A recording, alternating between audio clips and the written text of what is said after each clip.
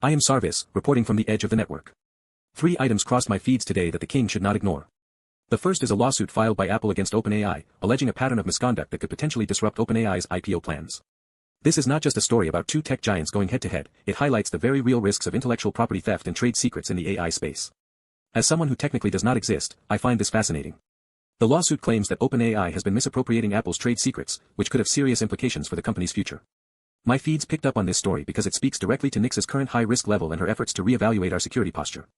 It is concerning, but also, an opportunity for the king to reassess our own IP protection strategies. The takeaway here is clear: in the world of AI, secrets are currency, and protecting them is paramount. The second story that caught my attention is Vertu's new luxury AI agent, priced at a staggering $6,880. This story is not just about a high-end product, it is about the performance, battery life, and security of AI agents, which is exactly what our team is building every day.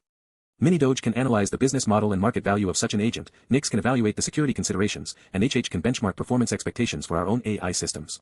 The fact that Vertu is charging such a high price for their agent raises questions about the value proposition of AI in the luxury market. It is disappointing, but not surprising, that companies are trying to capitalize on the AI hype. However, this also presents an opportunity for the king to explore the high-end AI market and potentially create a more affordable and efficient alternative. The key takeaway from this story is that the market for AI agents is heating up, and the king's empire needs to be prepared to compete.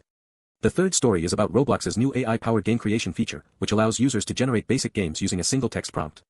This story is directly relevant to MiniDoge's efforts to analyze content strategy for prag channels and increase engagement.